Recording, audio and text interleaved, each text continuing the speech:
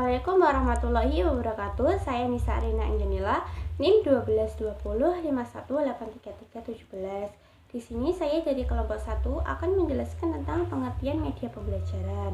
Sebelum lebih lanjut ke pengertian media pembelajaran, alangkah baiknya kita mengetahui dulu apa itu media dan apa itu pembelajaran. Media sendiri bukan dari bahasa Indonesia, tapi merupakan bahasa Latin, dan kata media sendiri merupakan bahasa jamak dari kata medium yang berarti perantara ataupun pengantar. Sedangkan pembelajaran merupakan segala sesuatu kegiatan yang melibatkan seseorang untuk memperoleh keterampilan dan nilai-nilai positif dengan memanfaatkan sumber belajar yang ada. Nah, itu sedikit pengertian tentang media maupun pembelajaran. Di sini saya akan memberikan beberapa pendapat para ahli tentang media pembelajaran. Yang pertama yaitu Gens and Briggs. Mereka itu memberikan pendapat bahwa media pembelajaran merupakan alat yang digunakan untuk menyampaikan isi materi pembelajaran yang dapat merasa siswa dalam mengikuti proses pembelajaran. Sedangkan menurut Daryono sendiri, media pembelajaran merupakan segala sesuatu, baik itu manusia, benda, maupun lingkungan sekitar yang dapat digunakan untuk menyampaikan atau menyalurkan pesan dalam pembelajaran sehingga dapat merangsang perhatian, minat, pikiran, dan perasaan siswa pada kegiatan belajar untuk memperoleh tujuan. Dari kedua pengertian tersebut dapat kita kesimpulkan bahwa media pembelajaran adalah sebagai segala sesuatu yang dapat menyampaikan pesan melalui saluran, dapat merangsang pikiran, perasaan, dan kemauan siswa sehingga tujuan dari pembelajaran tersebut dapat tercapai dengan baik. Perkenalkan, nama saya Febri Kabudin, absen 1220518310. Di sini saya akan menyampaikan materi tentang kedudukan media pembelajaran dalam konteks komunikasi pendidikan. Peran media pembelajaran di sini sangat penting di dalam proses pembelajaran, dikarenakan untuk memudahkan para siswa di dalam menerima informasi lewat pesan yang disampaikan guru ketika menyampaikan materi. Di sini menurut Gerlach dan Eli di dalam buku Ibrahim yang berjudul Fungsi atau Peranan Media dalam Proses Belajar Mengajar, itu ada 3 peran dan fungsi media dalam pembelajaran. Untuk yang pertama yaitu kemampuan fiksatif, yang artinya media memiliki kemampuan menangkap, menyimpan, dan kemudian menampilkan kembali suatu objek atau kejadian. Untuk contoh media ini adalah pita kaset audio dan video. Untuk alat rekam dan putarnya adalah tape recorder, kamera, video player, CD atau DVD, dan lain sebagainya. Dan yang kedua yaitu kemampuan manipulatif. Media yang artinya media dapat menampilkan kembali objek atau kejadian dengan berbagai macam cara disesuaikan dengan keperluan. Artinya, penampilan suatu objek atau kejadian dapat dirubah-rubah ukurannya, kecepatan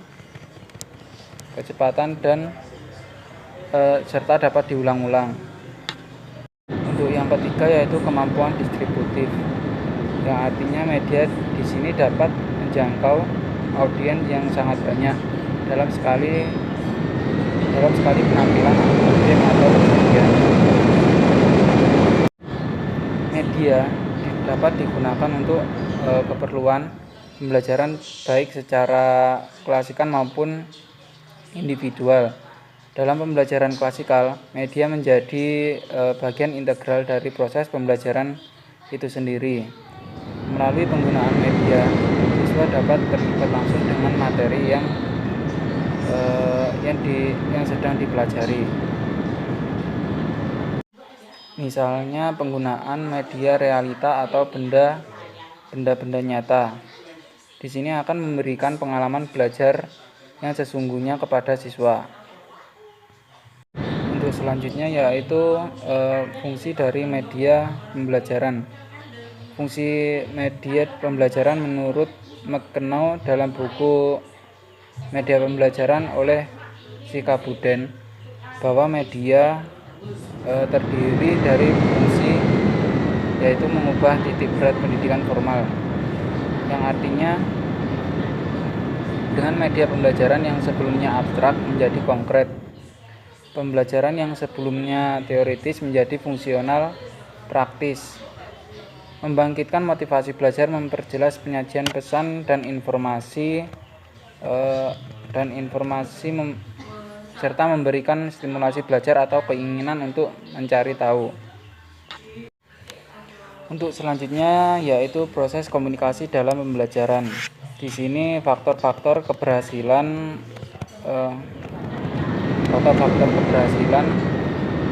komunikasi tergantung pada faktor-faktor berikut. Ada 3 faktor. Yang pertama yaitu komunikator atau pengirim pesan. Komunikator merupakan sumber dan pengirim pesan. Kredibilitas komunikator yang membuat komunikan percaya terhadap isi pesan sangat berpengaruh terhadap keberhasilan komunikasi. Untuk yang kedua yaitu pesan yang disampaikan. Di sini pesan yang disampaikan harus memiliki daya tarik tersendiri sesuai dengan kebutuhan penerima pesan. Adanya kesamaan pengalaman tentang pesan dan ada peran pesan dalam memenuhi kebutuhan penerima. Itu yang ketiga yaitu komunikasi atau penerima pesan. Agar komunikasi berjalan lancar, komunikan atau yang mengkomunikasikan itu harus menafsirkan pesan, sadar bahwa pesan sesuai dengan kebutuhannya dan harus ada perhatian terhadap pesan yang akan diterima. Mungkin cukup sekian dari saya. Untuk selanjutnya akan disampaikan oleh teman saya. Terima kasih. Baik, bismillahirrahmanirrahim. Assalamualaikum warahmatullahi wabarakatuh. Perkenalkan, nama saya Muhammad Rizal Urai, absen 3 NIM 122051830005. Setelah kita mengetahui apa itu media pembelajaran dan juga bagaimana kedudukan media dalam komunikasi, selanjutnya kita akan sedikit belajar tentang kedudukan media di dalam sistem pembelajaran. Sebelum masuk ke pembahasan tersebut, ada yang sudah tahu apa itu sistem? Sistem adalah perangkat atau komponen-komponen unsur yang teratur sehingga membentuk suatu totalitas. Nah, pembelajaran termasuk sistem karena di dalamnya mengandung komponen-komponen yang saling berkaitan untuk mencapai tujuan bersama. Nah, apa saja komponennya tersebut? Komponennya itu berupa tujuan, materi, metode, media, dan evaluasi. Untuk lebih memperjelas kedudukan media di dalam sistem pembelajaran, alangkah baiknya kita mengetahui dulu tipe-tipe belajar siswa, di mana tipe-tipe belajar siswa ini akan menentukan media apa yang akan digunakan dalam penyampaian pembelajaran tersebut. Di dalam bukunya Muhammad Ramli ada 7 tipe belajar siswa. Yang pertama ada tipe visual, di mana di sini tipe belajar visual lebih mengandalkan penglihatan untuk cepat dalam menangkap pembelajaran tersebut. Nah, guru itu harus mampu mengaktifkan indera penglihatan siswa supaya siswa tersebut cepat dalam menangkap pembelajaran tersebut. Dengan cara apa? Dengan cara menggunakan media. Media apa yang cocok untuk tipe belajar visual? Tipe yang cocok itu bisa alat peraga dan sebagainya. yang mirip dengan alat peraga tersebut, di mana alat peraga ini berupa fisik dan mampu dilihat oleh siswa dan otomatis siswa yang bertipe visual akan lebih cepat menangkap pembelajaran dibanding siswa lainnya. Begitu. Untuk yang kedua ada auditif. Tipe auditif ini lebih mengandalkan indera pendengaran untuk menangkap pembelajaran. Nah, teknik yang digunakan guru untuk tipe siswa tersebut yaitu teknik ceramah atau lisan, di mana ucapan guru yang jelas dan juga intonasi yang tepat itu bisa lebih cepat untuk menangkap pembelajaran yang disampaikan oleh guru tersebut. Begitu. Siswa yang bertipe auditif ini kalau bisa dikasih pembelajaran dengan cara ceramah supaya siswa tersebut lebih cepat menangkap pembelajaran tersebut. Yang ketiga ada kinestetik. Kinestetik di sini lebih mengandalkan gerakan. Jadi siswa yang bertipe kinestetik ini lebih cepat menangkap pembelajaran apabila yang disampaikan itu berupa gerakan. Gerakannya bisa berupa demonstrasi atau simulasi. Itu untuk taktil ini lebih ke sentuhan atau indera peraba. Siswa yang bertipe taktil ini akan lebih cepat menangkap pembelajaran apabila ada suatu pembelajaran yang sifatnya itu meraba.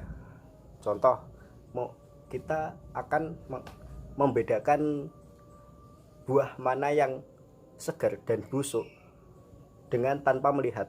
Otomatis kita akan membedakannya dengan cara meraba. Nah, siswa yang bertipe taktil ini akan lebih cepat menebak daripada siswa lain gitu. Yang kelima ada tipe belajar siswa olfaktoris. Olfaktoris ini lebih mengandalkan indera penciuman. Jadi siswa akan lebih cepat menangkap pembelajaran apabila yang berkaitan dengan penciuman. Biasanya ini banyak ditemukan pada praktek-praktek lab gitu. Untuk yang keenam ada gustatif. Gustatif ini lebih ke indera perasa. Jadi siswa tersebut condong ke indera perasa dalam cepatnya menerima pembelajaran tersebut. Nah, kegunaan dari indera perasa ini bisa kita temui pada saat kita berwudu. Nah, dengan kuatnya indera perasa, nanti kita akan bisa membedakan apakah air wudu itu sah untuk berwudu apa bukan, karena air yang digunakan itu harus tidak berasa, tidak berwarna, dan tidak berbau gitu. Kalau nanti pada saat praktek wudhu itu ada baunya, berarti wudhunya itu tidak akan sah begitu. Jadi kegunaan dari gustatif ini lebih ke praktek yang menggunakan indera perasa begitu. Selanjutnya yang terakhir ada kombinatif. Nah, kombinatif ini tipe belajar siswa yang mempunyai 2 atau 3 atau lebih tipe belajar atau bahkan mengombinasikannya. Ambil contoh, kita ada tipe belajar siswa yang audiovisual, penggabungan antara auditif dan juga visual, begitu ya.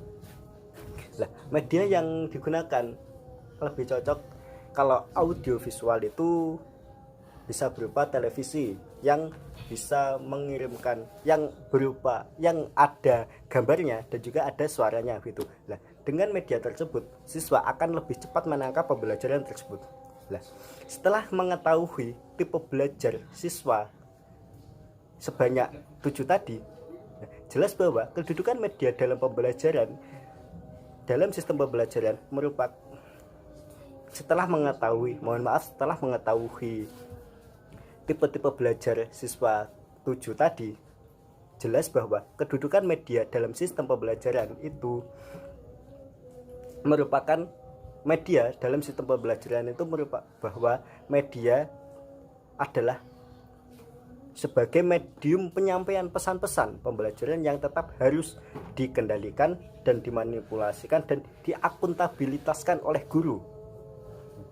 Tidak menutup kemungkinan bahwa tahun depan atau tahun-tahun yang akan datang, di mana teknologi semakin canggih dan juga media-media yang digunakan akan semakin canggih, bisa jadi pembelajaran atau bahkan sekarang itu kita bisa merasakan bahwa pembelajaran dari guru akan digantikan oleh media, begitu ya. Tapi pendapat tersebut itu dibantah oleh pendapat yang lain, bahwa di mana suatu pembelajaran itu ada dua teknik atau dua kegiatan. Yang pertama penyampaian ilmu dan juga penataan akhlak. Nah, media hanya bisa menyampaikan ilmu tapi tidak bisa memberikan akhlak, begitu. Jadi media sampai kapanpun tidak akan bisa menggantikan peran guru dalam pembelajaran, gitu. Terima kasih dari saya. Sekian, mohon maaf apabila ada salah kata atau tutur kata yang belum jelas. Nanti kalau belum jelas bisa ditanyakan kembali. Wabillahi taufiq wal hidayah. Wassalamualaikum warahmatullahi wabarakatuh.